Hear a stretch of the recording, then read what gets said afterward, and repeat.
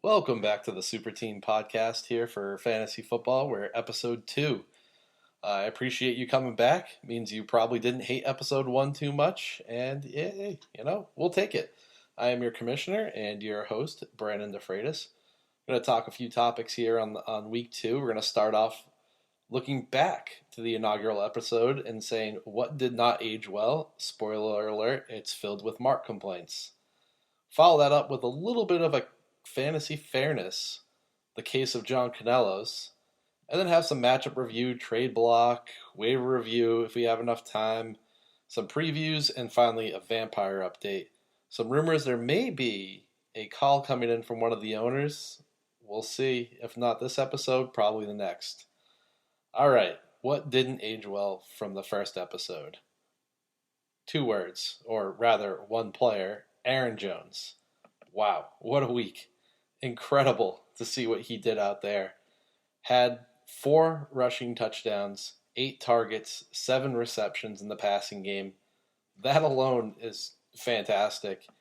And this coming for a player who was drafted in the 3rd round in our league by Mark, and I highlighted last episode as a bust in the 3rd round. So I'm willing to concede at this point and say I got it very, very wrong. There's no chance he's going to be a bust at the 3rd round price, especially at the running back position.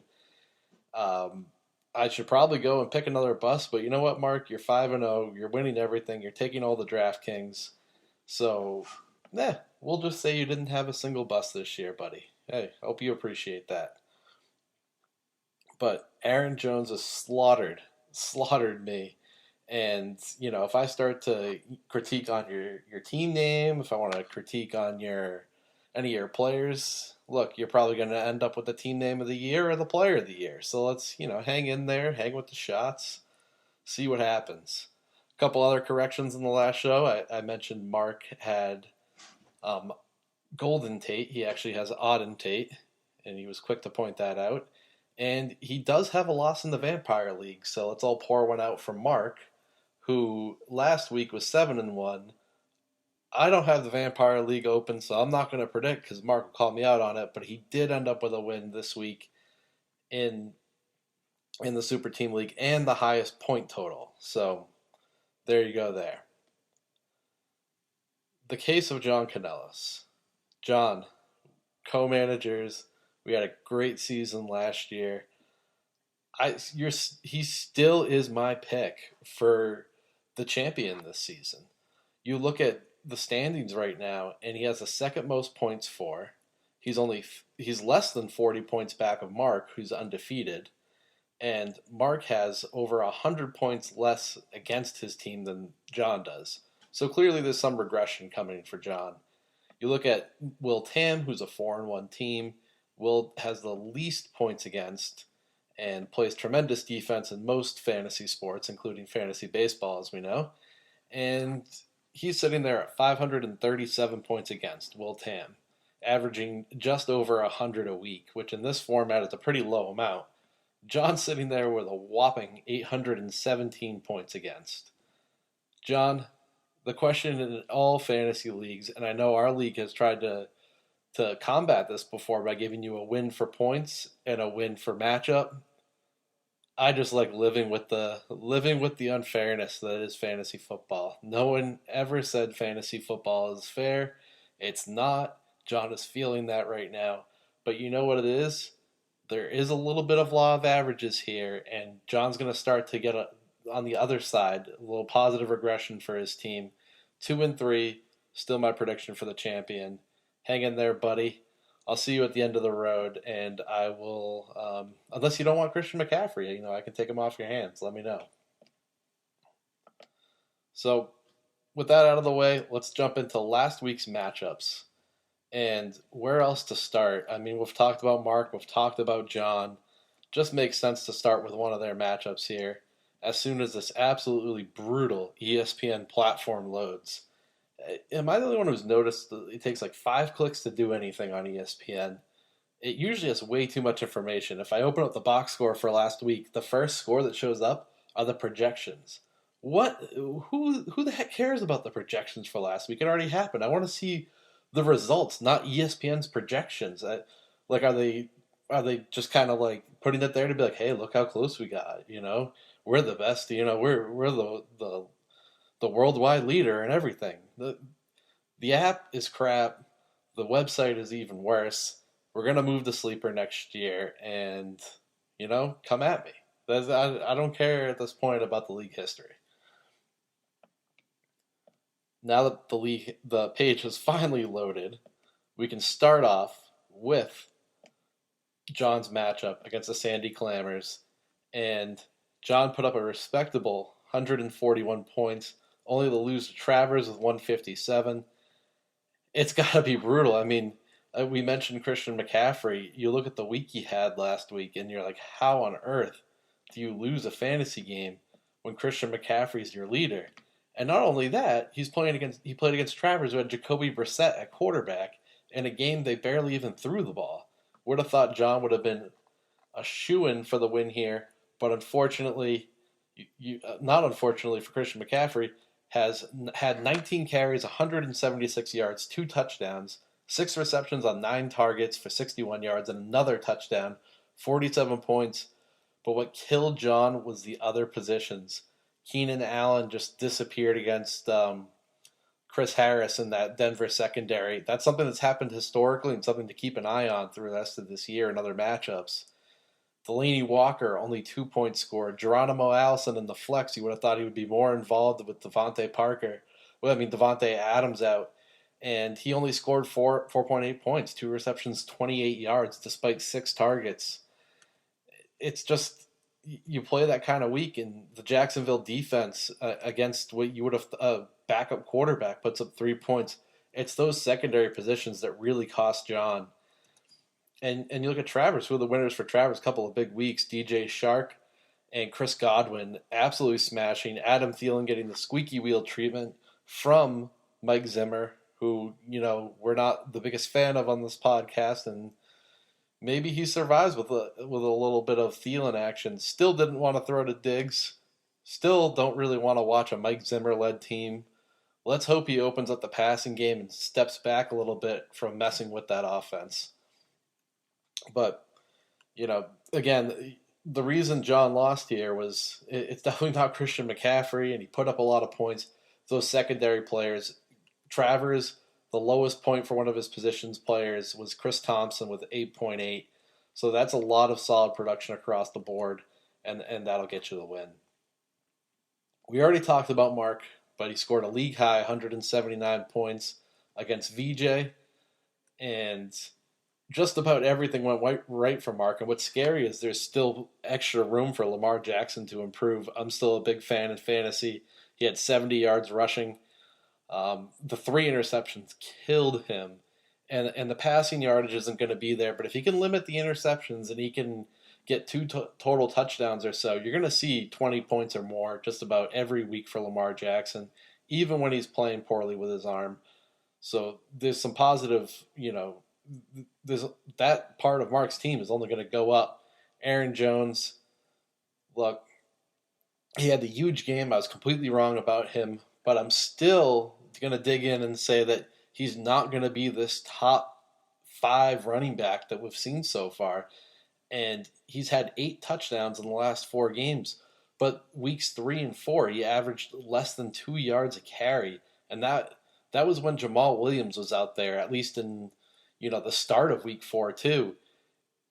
Matt LaFleur wants to split time. It's not going to be the Aaron Jones show every week, but when Aaron Jones is the number 1 back and given the full workload, he can pop like this, especially in the passing game.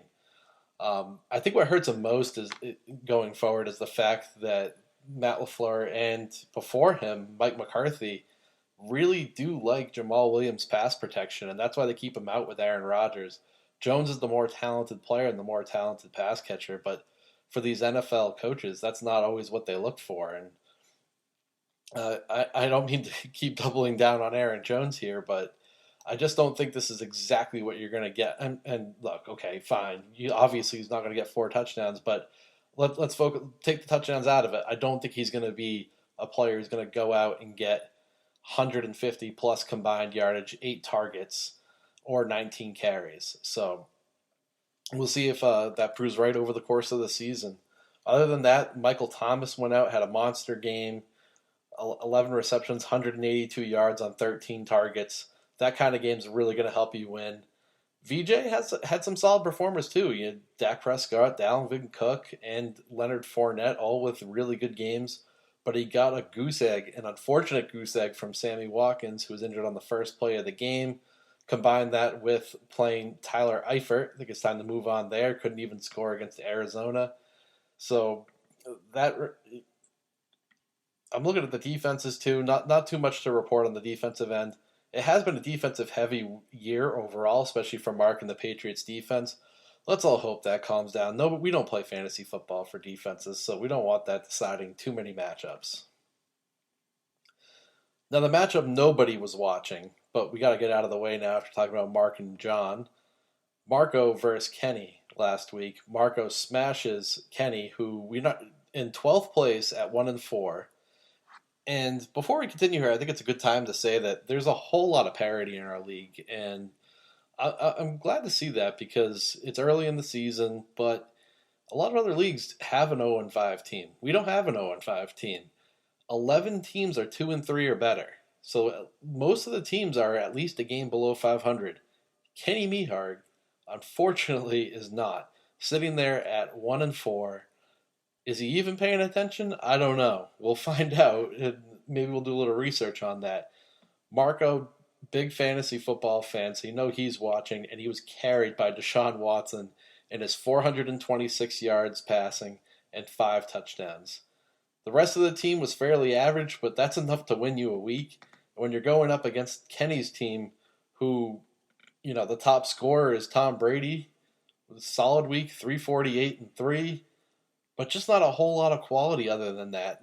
In fact, only one other touchdown from his positional players.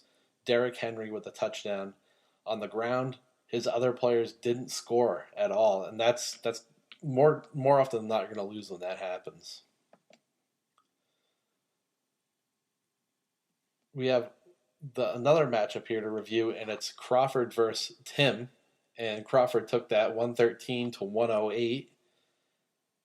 And, a little bit of a low-scoring matchup, but you'll take the win when you get it. A couple of highlights for Crawford's team. Amari Cooper absolutely blew up with 11 receptions, 226 yards, and a touchdown. Kyler Murray with 25 points. Murray's one of those players that's getting a lot of talk about right now in terms of being a player who is a trade target or someone to have a lot more upside in the second half of the season. He ran for 93 yards and a touchdown on 10 carries. He's throwing the ball at, among the most, if not the most, in the National Football League right now. And I do think it's going to improve with better matchups. It should be brighter days ahead for Crawford. Then you look at the Golden Geese, also known as Tim's team. Pat Mahomes had a little bit of a slow week. That cost him. He's really invested there. James Conner's been lagging him. And, it's nice to see George Kittle get going, but just not quite enough for him. Again, one of the lower scoring matchups, not a whole lot to review there, but if you're Crawford, you take the win when you can get it. We got Will Tam versus Edwin. Edwin put up 113, would have been the exact same score as Crawford. Not enough against Will Tam. I know we highlighted Will Tam for points against, but 113 isn't horrible. I guess it was a high scoring week in general, and that's the third lowest points for, but it's solid anytime you get into the triple digits. You're not having people absolutely sink you. Will Tam, though, coming out with Russell Wilson, who had a monster week, Tyler Boyd, and, you match it up against Edwin, who his only player who scored above 20 points was Phillip Lindsay. Hard to predict with that Denver split 50-50, so, whether or not that continues, I just don't think it can. I mean, you're kind of predicting who's going to get the touchdowns between him and Royce Freeman. It's tough every week. But that said, Edwin still has Zeke. He has Carson Wentz. So he's got some players with a lot of high upside. You expect a little bit more from John Brown as the matchups improve and everything. Austin Hooper, he's got the number one tight end. Started 2 tight ends last week. So we'll see. I mean, Edwin's right in the thick of it. He's definitely, improved, not the Madden, 2004 team he usually fields. So, you know, we'll see how it goes for him going forward. Finally, my own matchup with Chris. Chris got a little bit hosed here with he put up 136 points. Generally, that's going to get you a win in this league. I put up the second most points in the league at 163.1, and there are only two reasons for that. Will Fuller with the best fantasy football output in, I think it was the last decade, with 14 receptions on 16 targets, 217 yards, and three total touchdowns for 53.7 points. Wow. I had Josh Jacobs on the bench, could have scored even more there, and the Eagles defense puts up 31 points. Really the reason that, I came out with the victory were those two players, Will Fuller and the defense. And I'll even say it about my team. So unfortunate when the defense makes such a big difference. Chris, what cost him big time, Phillip Rivers against Denver. It's just a tough matchup against Denver for the Chargers over the years. And Rivers had 4.1 fantasy points in a game where, if you get a good performance, might have been able to pull out the win for Chris. Well, wrap up our matchup review, and we're going to move into the waiver review next. All right, here at the waiver review, we're going to talk about this each and every week, talk about some of the money spent. It's always the game within the game here when you have free agent budget. One of my favorite things that I will say I learned from these super team leagues, particularly the baseball league. It's far superior to the old waiver priority system. Lets you budget out your guys, budget out your additions for the season, and it's so much more fair. And to go back to is fantasy fair, but this is one area where it really evens the playing field. Because if you like a player, you can throw out as much of your week. You could throw out $100 in week one if you want, and you really like that one guy, and that's what matters to you. And you can almost make sure you get him, and that's awesome. I like that about the system. So this week really wasn't a whole lot on the waivers. There were a couple of tight ends in Gerald Everett and Chris Herndon. Mostly, I would say waiver wire backs who are handcuffs and backups, not your top end guys. And from that end, the highest bid was $12 for Chase Edmonds, went to Marco, and no one else bid on Chase Edmonds. So, and again, like I said, you could spend as much money as you want to get someone. It's hard to rip on them. And, I think this could be a worthwhile bid, 12% of your budget, if you see David Johnson miss this week's game. If not, you kind of paid a lot for a guy who, you have Gio Bernard still out there. I know I released Gus Edwards. Like those types of guys, that's what Chris Herndon is. I mean, that's what Chase Edmonds is. Moving on to the next guy. But, $12 is a lot to pay for a handcuff back on the waivers. Second one here, my own team paid $11 for Chris Herndon. There were a few bids out there for Chris Herndon, and by a few, apparently I mean just one, but that was VJ for $6. I paid $11. I paid a lot because Evan Ingram is out this week. I knew I needed a tight end. Chris Herndon was my favorite, along with Gerald Everett on the waivers. Added him, and Herndon ends up being a bigger waste of money than Chase Edmonds because Herndon is week to week now with a hamstring strain that we did not know about last night. So $11 down the drain. However, I did add Gerald Everett after waivers for free, who I put a $9 bid on. So, I don't know, maybe $2 wasted. What are you going to do? Crawford then added Derek Carr for $10. Actually, no, dropped Derek Carr. See this ESPN app. This happened. You know what? Last episode it was Mike Zimmer. This episode we're talking about the ESPN and how poorly organized this platform is. It highlights and bolds the player you drop instead of the player you add. What are we doing here? And then half these ad drops. I know you've all seen it on the activity line. You see, player has, let's say, I'll read a few here, like Chase Edmonds added, dropped Duke Johnson. The next one will be like dropped Gio Bernard, added Chris Herndon. Like, why is it out of order? It makes it impossible, not impossible, but really annoying to read through. ESPN fantasy app absolutely blows. I can't believe we're using it. And I'm going to move on because I'm just getting fired up about this. We had Reggie Bonifon, another handcuff back, going for $6. See, this is more of what you would expect. John ends up paying a little bit extra here, but it's his handcuff um, for Christian McCaffrey. And to be fair, I don't know. Maybe Chase Edmonds is Marco's handcuff for his team. I'm not going to click into it now and find out, but maybe that's why he paid more. But John, more in the $6 range. I think that's when you're paying a little bit higher for a handcuff, and you can ensure you get him, as opposed to the $12 range that Marco threw down. Then a couple of defense going off. Not really going to add that. And an interesting drop again to highlight O.J. Howard, a player that we really thought was going to be a difference maker this year. I was actually deciding between him and Evan Ingram in the middle of that draft we had, and I ended up going Ingram, and I'm a Buccaneers fan. It was tough for me to do, and boy, am I glad I did it, because O.J. Howard's available, and I'd rather have Gerald Everett. So it stinks to say, but it's so true. All right, that was our waiver wire segment. Not much here. There's probably going to be more in future weeks as the talent goes up and we start to see bigger bids going down, injuries. Yeah, I guess, to be fair, the talent might not go up, but as the season goes on, you're going to see players released who, you might have had interest in early in the season. They don't have the role you expect, but then there's an injury and they're on the waivers and you can pick them up, that sort of deal. So I think there's going to be more interesting conversations. The last 2 weeks really haven't been there, which is why we haven't spent a lot of time. All right, and we're back here. Our next segment, we have Will Travers on the line. Will, welcome. Hey, Brandon. Thanks for having me today. Of course. And I understand you're going to come and give us some picks against the spread here for the pod. Yeah, we got an exciting week 6 here. Teams are starting to look like teams. Their records are showing. The weaknesses are out. Yeah, I thought it'd be nice to look at some of these teams a little deeper and see who's going to cover for all those gamblers out there. For sure. We know we have plenty in the league, and hopefully people throw some money down, especially if you're Mark and you're winning just about everything. Yeah, I would too. Let's do Mark's team first. Let's look at this. All right. Mark is 5-0 playing Canellis. Ooh. Mark is favored by 2.6 points right now.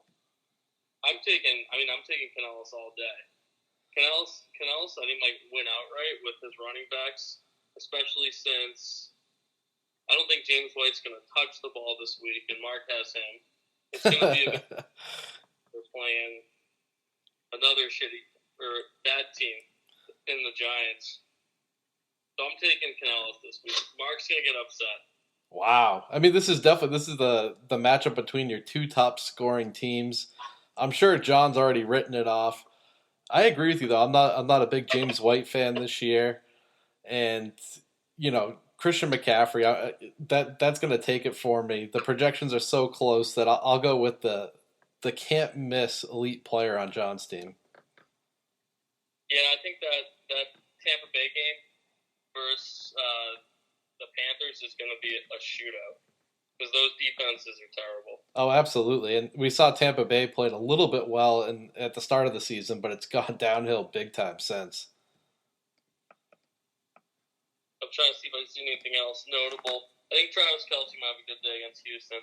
I think Houston's pretty bad. Mm-hmm. Yeah, the big players I'm seeing on this matchup. I'm trying to bring this up on my end. Do you ever? I've been talking a little bit on this podcast about it. Do you have a problem with this ESPN platform? I just feel like there's 50 clicks required to get to whatever you want to look at. Yeah, I mean they pushed that update through this year and it's horrendous. I liked it better. It was just really slow and there were 3 buttons.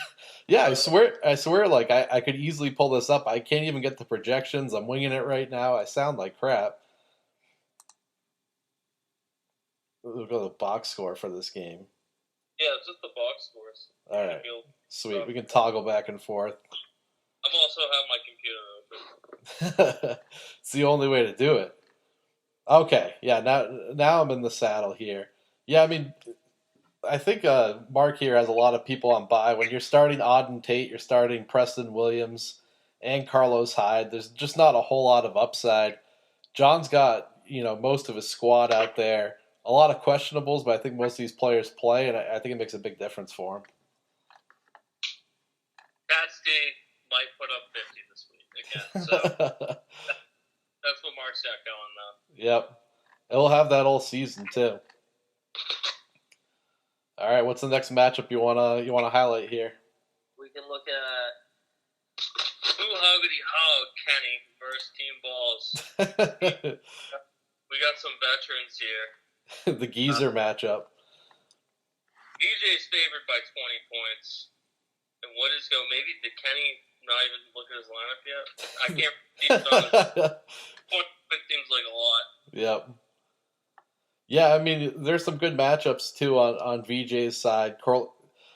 DeAndre Hopkins against Kansas City, really get right game for him. You figure he's going to go off. Dalvin Cook, Philadelphia is a tough matchup against the run, but Dalvin's probably going to get some receptions there. And I don't know, not a whole lot to like on the Kenny side of things. Yeah, I think I'm going to take VJ with the 20 points. This is like taking the Patriots. I think he'll take down Kenny because the best thing Kenny's got going on is Derrick Henry, maybe, but not even. That's not a good matchup at all. Yeah, no, at Denver there. He does have DJ Moore in that Tampa Bay matchup, but with a backup quarterback, you're not too sure how it's going to go.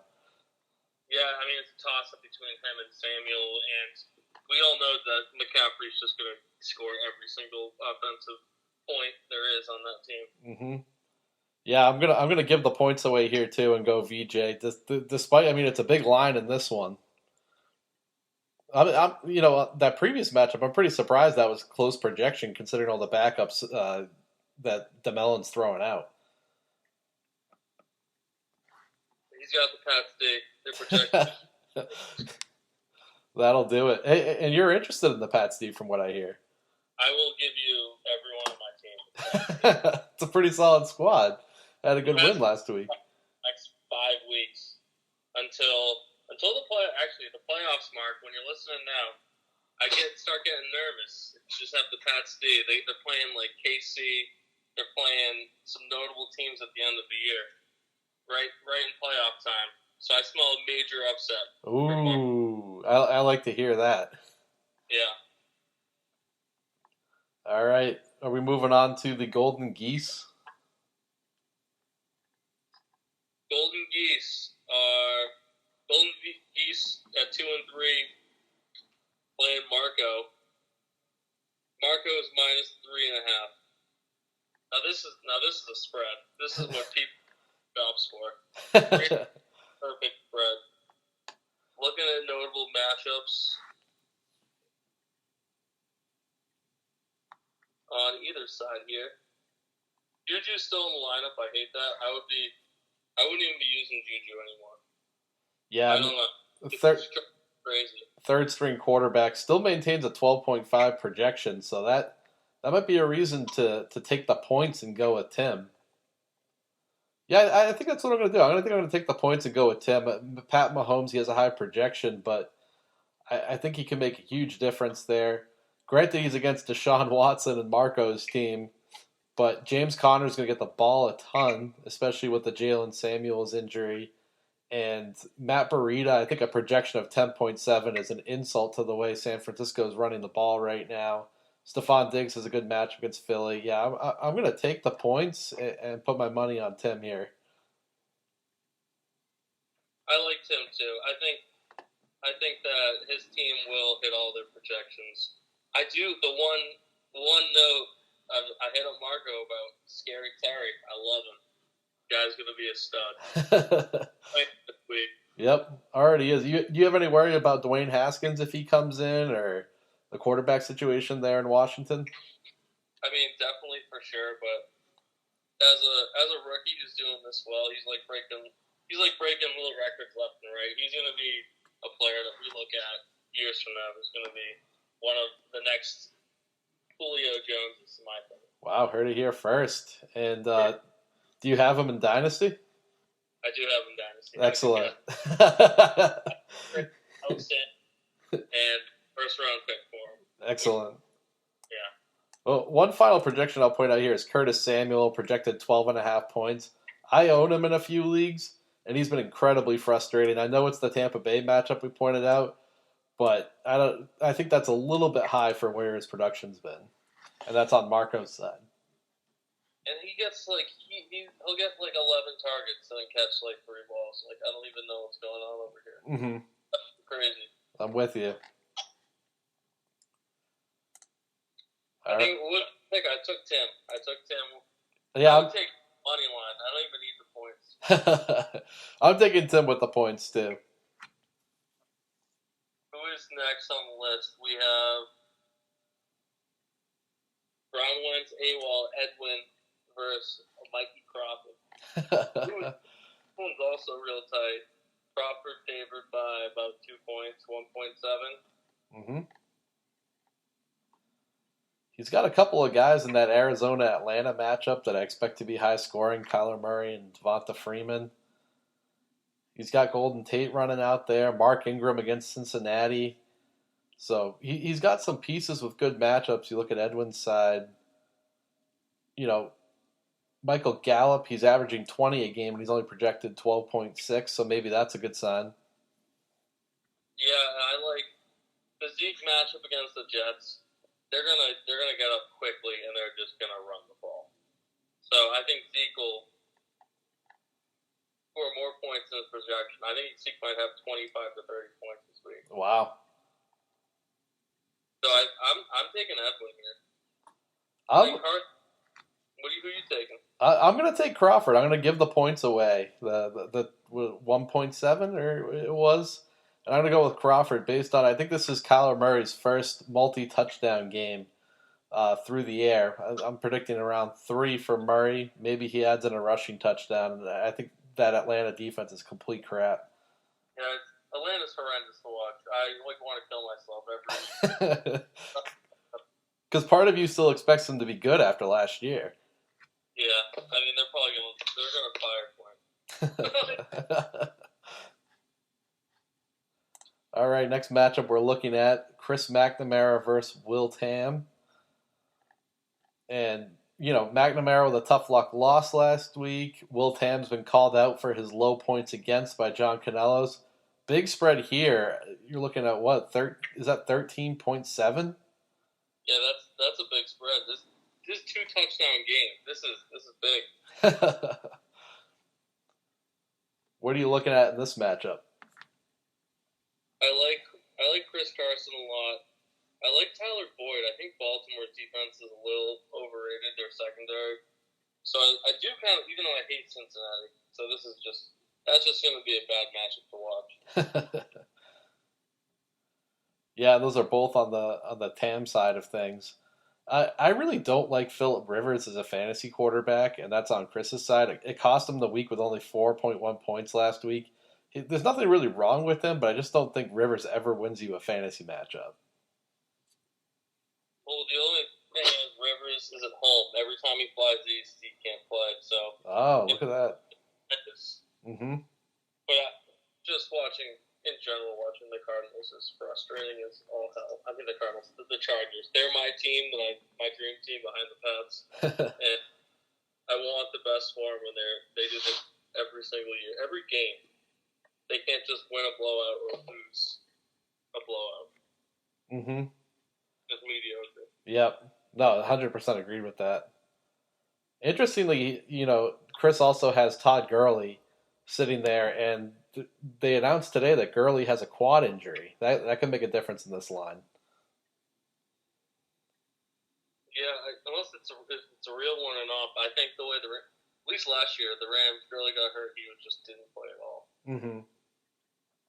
But the San Fran matchup, he might play, because I feel like, oh, wow, Chris has 3 Rams? No, that's not. Yeah, he's got 3 Rams starting, so that's tough. That really... And Cooks is Cooks has a concussion as well. Yeah, I might have to take, against San Fran, I have to take Edwin just because, not Edwin, Cam just because if the Rams have a bad day, it's over. Yeah. Fran's been playing so well. I have to take, even if there's another Patriots, I think he'll cover 14 points. Yep, I'm with you. I'm taking Tam here, covering the 14 points. I just between the injuries and Phillip Rivers, I just can't go with Chris, despite the difference there. Well, this next one's interesting because it's the two of us, Travers.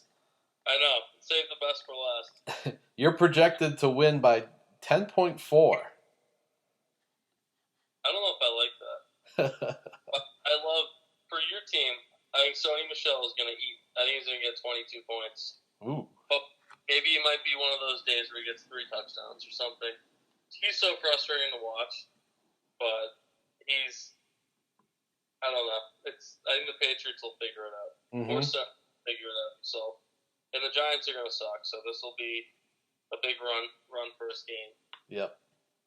But you never know. Like, Brandon Bolden's been sneaking in there every week. He has been sliding into those the end zone there. Teddy Bridgewater is an interesting start against Jacksonville. Maybe give us your idea on your thought process there. Well, I was looking at all the other quarterbacks. I think that he's got the momentum from last week.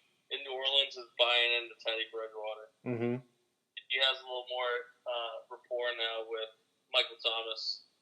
And if anyone throws the ball to Michael Thomas and he gets going, you're going to have a good day. Yep. But I forgot who was in there before. Oh, I had Cam Newton to draft. What a terrible. Cam Newton or O.J. Howard, who you regret more? Definitely Cam Newton, because I didn't even want to take him, and I was being a rankings whore, and I was like, O.J. Howard, I feel like I do this every year. I love tight ends that have potential, because if you just want the next Gronk. I mean, he certainly talent-wise, and his movement, he's blocking, everything he does is fantastic. I'm with you. I kind of wish the Patriots would swing a trade, but you don't see young players like that getting dealt often. Yeah, it's frustrating, but now I know next year not to draft him. That's what will be good. In terms of this line here, I have to go with the homer pick, considering I get to pick myself and I get to take 10 and a half points basically. I mean, I don't know. I don't think there's anyone on my team who's projected for a lot lower than what they'll do, but I do like it here. Yeah, I might have to take.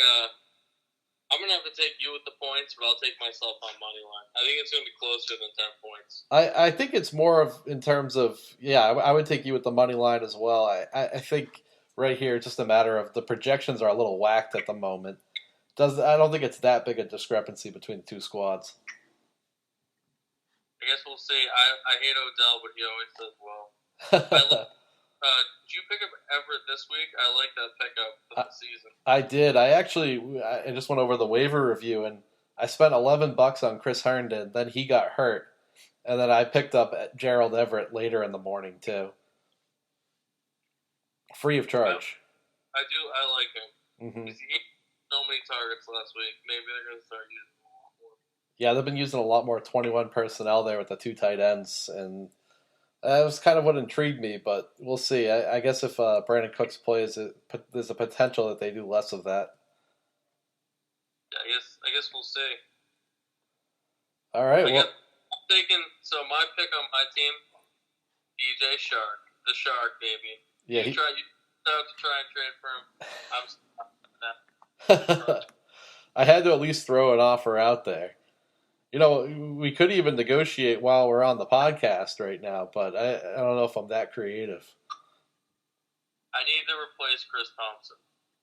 If you're looking at my starting lineup now, I need to upgrade Chris Thompson to reflect. I shouldn't be starting him every week, which I've been doing. All right. Well, hey, folks, you heard it here. Throw your offer at Travers for Chris Thompson. Well, not for Chris Thompson, but to replace Chris Thompson. A lot of good receivers on the team, Thielen, Godwin, Shark, Fitzgerald, so you should have enough ammunition to get something done. You got the namesake Will Dissly at tight end, too. There it is. All right, well, thanks for joining. We appreciate it. Hopefully it's not your only time on the cast. We're welcome to have you. It'd be a fun segment to do these picks against the line. Yeah, this is fun. This is actually really fun. Well, appreciate it. I'll try to bring the mic to work one day, and we can do maybe like a three person thing with Edwin at lunch or something. We'll figure it out. That would be fun. All right. Well, thanks again, Travers, and we'll catch you. And good luck this week. You too, but I actually wish the worst luck because I'm playing you. So. At least you're being honest with me. I'll see you tomorrow. All right. See you later, man. Catch you. All right. That was Will Travers coming in, one of our owners, Beat John. And thanks for joining, Will. Definitely a treat. We didn't know quite what the topic was going to be, but the matchup previews is perfect because that's what we had next on the dock. Knock that out. Hopefully, like I said, we can do a 3-person cast at the office one day and do it live instead of holding up the speakerphone to the mic here. But episode 2, we're still figuring things out. We're still gonna have that funny background on the YouTube. But again, that's where we're at here. So, following up with finishing this here with a vampire update. Things are not going well for the vampire. Essentially, worse than the Miami Dolphins at 0 wins and 5 losses. And at this point, I guess I could still make the playoffs. It doesn't seem likely. I'll pull up the standings. I haven't even looked at the standings because it's just so depressing. You're 0-5. You assume you're not going to be making much of a ripple here. That being said, though, if I pull off a win or two, I could really affect things, and it would be sweet to steal a player from Mark's juggernaut, or just kind of make Edwin feel a little bit worse about his fantasy season. So I believe 4 teams need to make the playoffs. I'm 2 games back of Count Chocula and Team Jacob. I think that's Travers. The Chocula, I would presume. Oh, I have it right here. That's John Canellos. So John 2-3 in both leagues. Playing them this week, so that would be big. That'd be only a game back. We'll see what Travers does, but you have Blade the Vampire Hunter, Patrick the Vampire Slayer at 4-1. That's Mark and Edwin. Edwin at 4-1. Damn. Of course I want to beat him. And Will Tam sitting there at 3-2. I guess there is still plenty of time here, but hopefully I can at least pick up my first win this week. 0-6 would feel really crappy. So I'm playing against John. John, it's fine. You can win the championship like I've predicted once again on this episode in the Super Team League, but just give me one win. And I think you have Zeke Elliott. Would be really nice. All right, well, thank you everyone for listening. We'll be back with episode 3. Hopefully we have another interview, or maybe it's the first live podcast. We'll find out next week. Thanks again, and we'll catch you later.